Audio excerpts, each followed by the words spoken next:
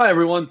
This is Chris Martin, and I'm with Atlas Marketing, and we tell stories for people who build things. And today we're talking about crisis communications and tips and tricks for working with the media during a crisis. You may have seen this previously, a more extended version of this presentation at the MBA buildings back in 2020. But today we're going to get right to the point and talk about some elements of crisis communications that are going to help your business, whether it is in the office, on a job site, or in some other location that will impact your business. But first, very quickly about Atlas Marketing. As I said before, we tell stories for people who build things, and we are a marketing communications agency that focuses on construction marketing as a specialty. We're a full service firm, and we help companies within the industry not only tell their story via digital, websites, social media, public relations, crisis communications, which we're talking about today, and also advertising. So if you have any needs, check us out at atlasstories.com. Hate to talk about myself, but I will very quickly so you have some idea who it is that you're listening to. I am the president and CEO of Atlas Marketing. I started the firm in 2008. You can see on the screen I've served spokesperson for a variety of regional and national, international brands and companies, help tell their stories in a variety of different ways. And as you'll see going through this, have provided a lot of insight for clients as it relates to crisis situations in a variety of industries as well, from construction, nuclear, and oil and gas as well. So hopefully this will help you. And if you have any questions, by all means, please reach out to me, and we can help you set your crisis communications plan in place, as well as any of your other marketing needs. So today, really what we wanted to talk about is why you should consider telling your story when there is a crisis situation. And a lot of the times I know, attorneys and within the construction industry always tell people, just leave it alone, have no comment. We want to avoid risk. And there are times when that makes sense. But at other times, when you have the need to actually defend your company or look at ways that you can get your story out there that is going to help reduce that risk, there are opportunities to and a method to actually embrace the media and help tell that story. One, again, is that opportunity to tell the story. Two, you have an opportunity to build relationships with the media so that they are not only coming to you in times of crisis, but also when they want to talk about construction as a whole, basically making yourself a source for future opportunities.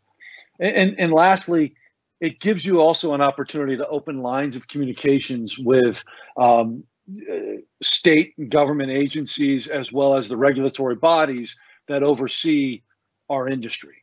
And so hopefully you'll find here as we're talking, you'll have an ability to really more for this flash webinar focus on preparing your response. And that's really what we want to talk about today.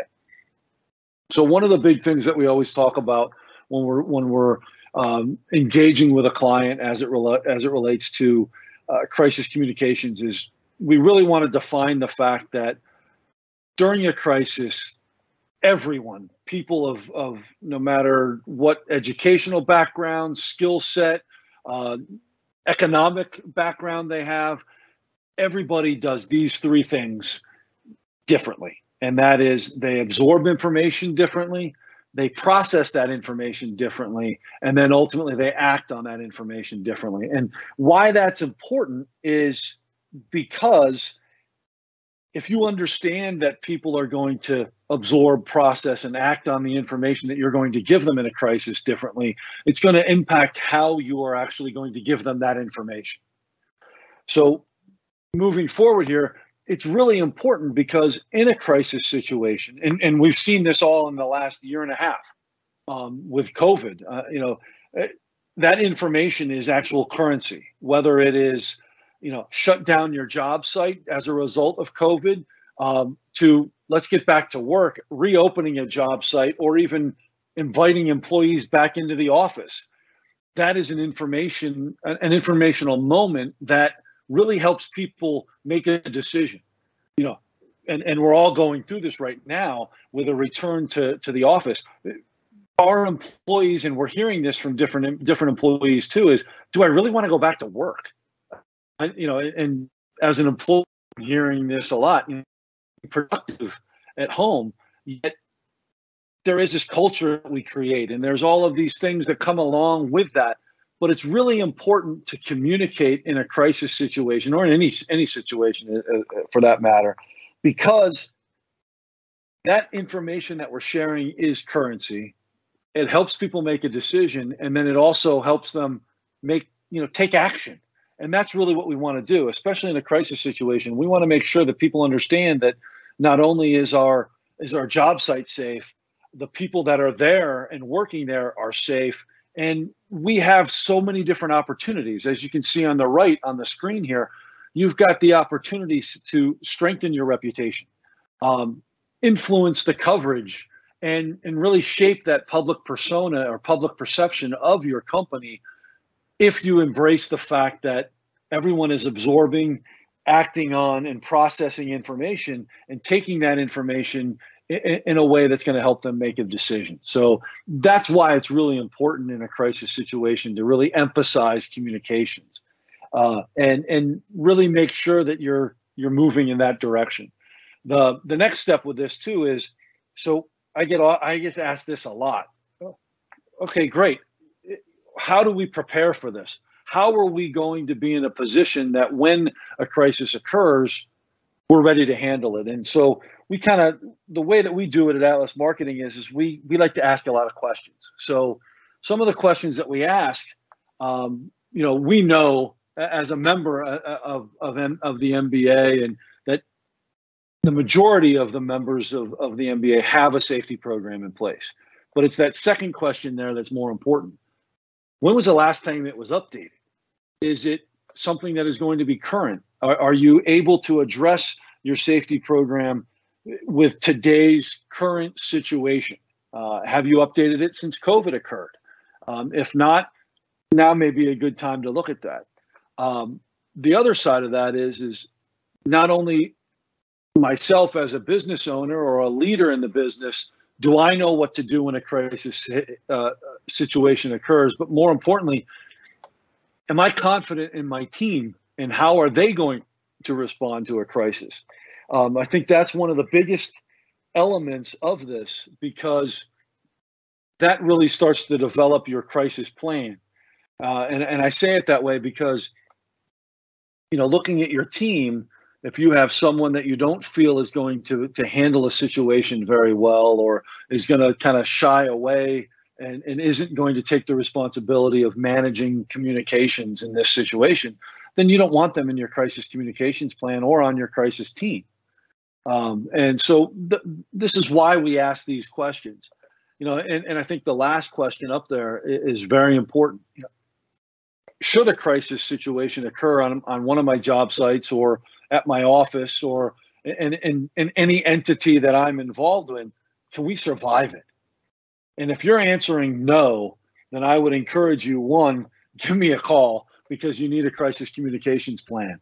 The other side of that too is looking at how you're going to respond, and I think that's the next element of the preparation phase. So establishing a crisis communications plan is vital, and there's a variety of ways to go about that. But it's just like your safety program. We talked about that earlier. You want to review it, you want to practice it, and then more importantly, you need to update your crisis communications plan on a regular basis. And I will tell you this too.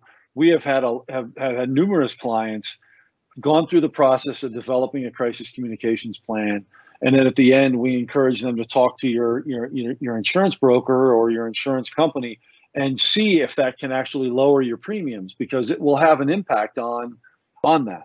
It also has an impact on health plans because you're preparing for a variety of things, and those are just some things that if you work with someone that has gone through this process, it'll help and bring business benefits as well. Media.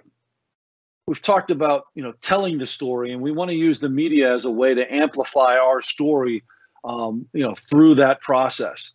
And that very first element of that is to establish the fact that your company's in control, and that's one of the biggest things that you have to take through this crisis communications process. More importantly, I'm going to skip through this real quick, but looking at how the media and their responsibility in this is, their job is to gather information. They're going to talk to so many different people in your organization. They're going to talk to people outside of the organization, and they're more than likely going to talk to OSHA if they're doing their job, correctly. Your expectation should be to protect your business and have no problems sharing your side of the story, whatever that is. And I will tell you, be as truthful as you possibly can, be professional, and really help people understand what actually occurred. Because so many times we're seeing, especially in today's day and age, there is so much misinformation out there. And as it relates to the construction industry, a lot of the times, people have an assumption that they understand what actually happens on a job site. And until you're on one, that's not a safe, a fair statement to say that you understand what happens in the industry. And there are people out there that will try to take that and use misinformation to move through the process.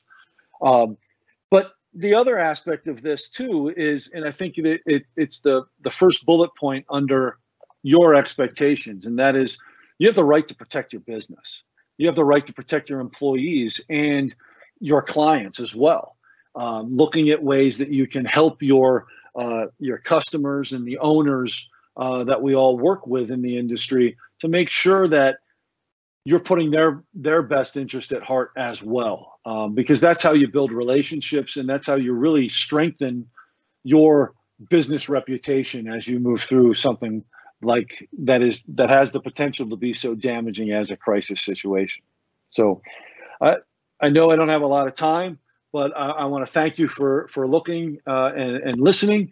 And if there's anything that I can do to help you, by all means, please reach out to me at atlasstories.com. And my email is there on the screen and our phone number. And I wish you the best of luck. And I look forward to talking with you again. Thank you.